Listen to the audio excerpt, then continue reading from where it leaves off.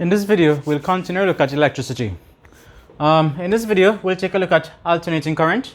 And according to the syllabus, we should be able to differentiate between direct and alternating current.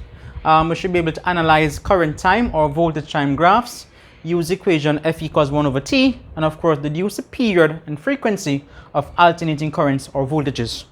Now, before we look at alternating current, of course, we'll touch on direct current. So, direct current, for short, DC, right?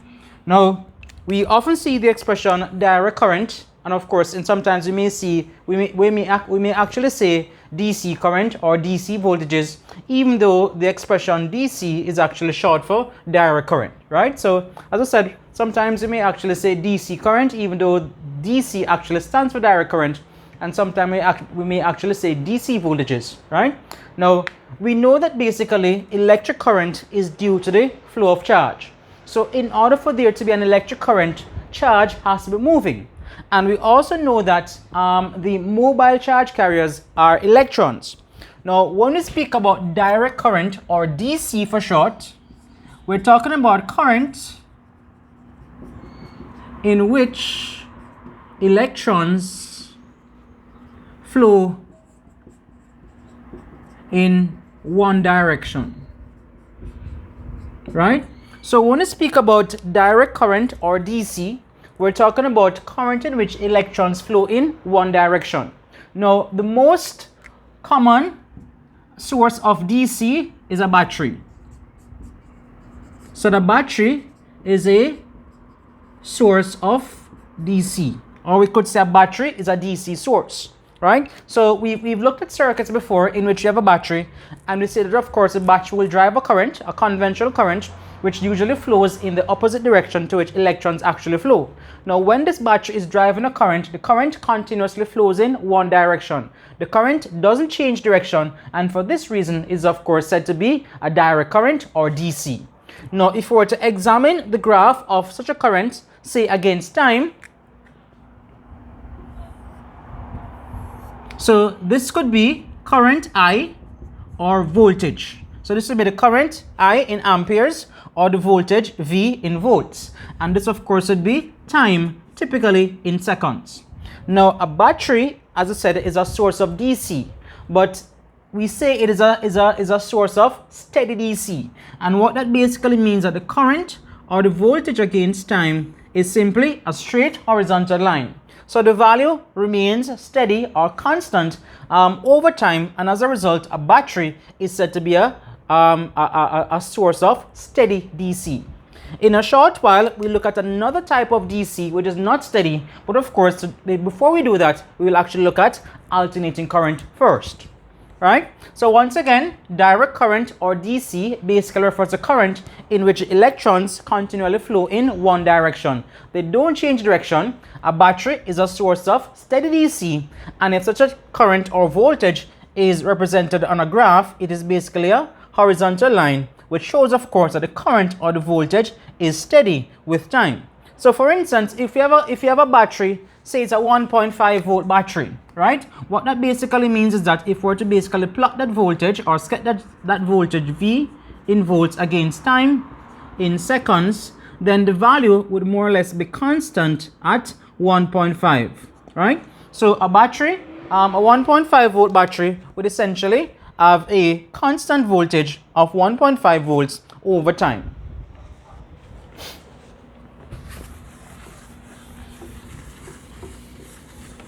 Now let's talk about alternating current or AC. So alternating current or AC.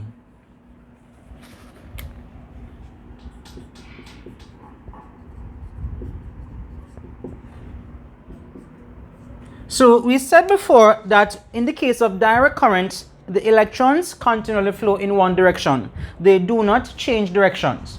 With alternating current or AC, it means that basically, so when we speak about AC currents or AC voltages, we're talking about current or voltage in which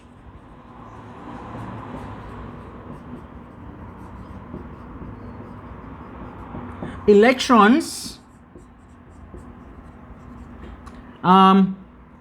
change direction or reverse change direction. And this is usually done periodically, right? So we could say electrons change direction periodically, right? So as I mentioned before, when we speak about DC volts or DC currents, we're talking about currents in which electrons continually flow in one direction. They do not change direction. However, when we speak about AC current or AC voltages, we're talking about currents in which electrons, they don't flow in one direction, but they change directions periodically, right? So we basically say that the AC current or the AC voltage changes polarity periodically. Now, if we were to express or to show an AC voltage against time, it typically looks something like this.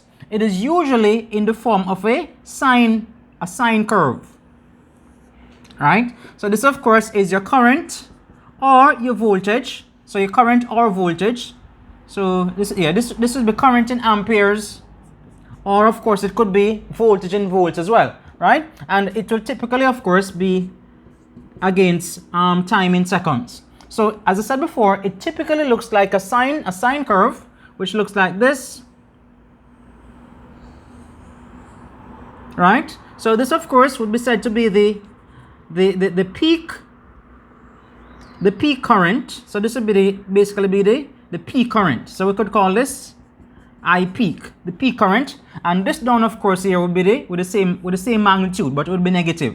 So this would be minus I peak, right? So once again, we say that when it comes to AC volts or AC currents, the electrons periodically change direction, and that change in direction is basically evident by the change in the sign of the current or the voltage. So basically, when the current is positive, the electrons basically flow in one direction. However, when they become negative, it means that they're basically flowing in the opposite direction, or they have changed directions, right? Now, as I mentioned before, usually we see a graph of say current or voltage against time, and according to the syllabus, we should be able to determine period and frequency of AC currents or voltages. Now, we looked at waves, and of course we would have met terms like period or frequency. To jog your memory, when we speak about the period, the symbol of a period is T. And the period, of course, is the time taken to complete one cycle or one wave. If you look at the waveform here, let's say this is 0, and let's say this is, say, let's just put some numbers here. Let's just put 0.1 seconds, 0.10, 0.20, 0.30, and so on. So if we start at 0, we go, this is half a cycle, this would be one cycle. So therefore, this is 0.20 seconds. It means the period of this particular wave would be equal to 0.20 seconds. So the period symbol, and uppercase T, is the time taken to complete one cycle or to complete one wave. And if you have a graph of, say, current or even voltage against time for any AC voltage or current, then of course we should be able to read off the period of the wave by simply looking at how long it takes to complete one cycle. So in this particular case, we put some values here, and it means the period will be equal to 0.20 seconds. Now, again, drawing back or looking back at our waves, the relationship between period and frequency, F is equal to 1 over T. And of course, if you recall, the definition of frequency is the number of cycles completed in 1 second. So if we're able to determine the period of the wave directly, then we can determine the frequency F equals 1 over T, which of course will be equal to, say, 1 over 0.20, and this will basically give us 5 hertz. So the frequency of this wave would be 5 hertz, right? Now, as I mentioned before, the most common waveform that is shown for AC current or voltages is a sine wave, but of course it is not uncommon to see, for instance, square waves or triangular waves as well. So we may see square waves being used to represent AC current or voltages, or we may see triangular waves.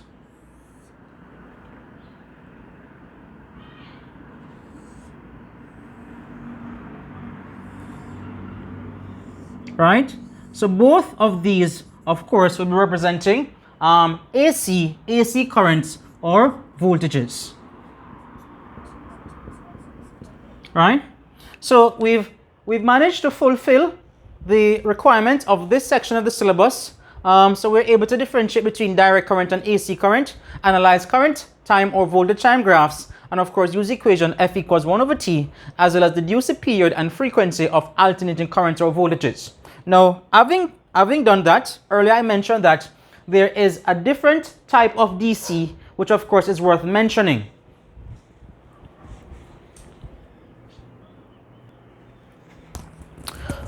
Now, before we move on to the other form of DC I previously mentioned, we can basically talk about the voltage that we basically use at our homes, right? Now, the voltage that we basically get from our outlets in our sockets at home, that of course is AC voltage.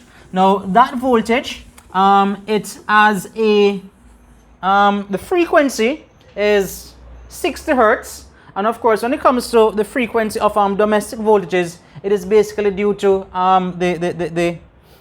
the frequency of the coil, which is basically being used to generate the electricity.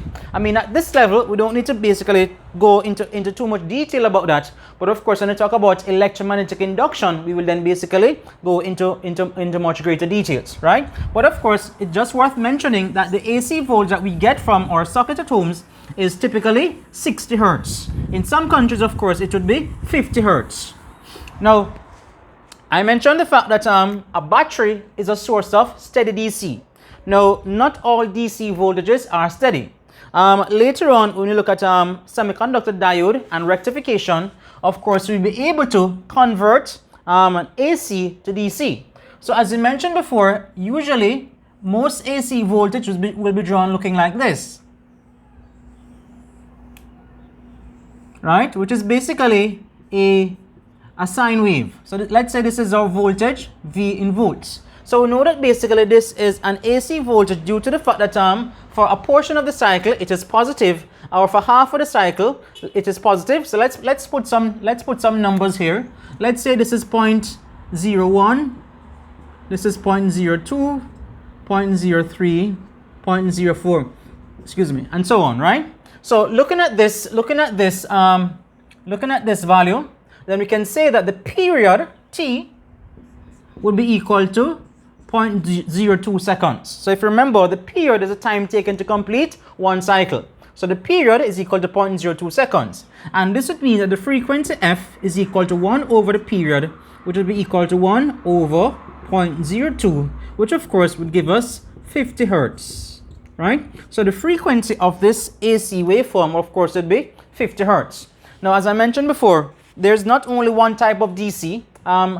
If you were to basically use a semiconductor diode and connect it across an AC voltage, then essentially what we get is something looking like this.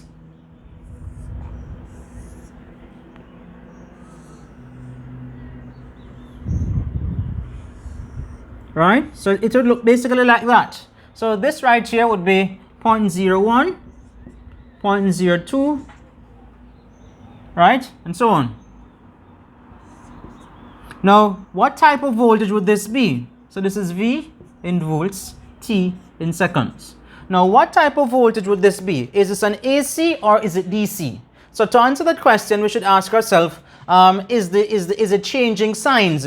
Does it go from positive to negative and vice versa? The answer is no. So the entire voltage, of course, remains on or above the time axis, which means it is not changing directions. However, it is not steady. So while this is not steady, it is still DC. So we may refer to this as a pulsating DC. Right? So this is a pulsating DC. So once again, if you see a wave looking like this and you ask if it's AC or DC, it is of course DC, because of course it is not changing direction, which means that it's not changing sign. So it doesn't go from negative to positive and vice versa. And this basically means that the electrons are flowing in one direction, and this therefore represents a DC voltage. However, it is representing a pulsating DC as opposed to what we get from a battery with a steady DC.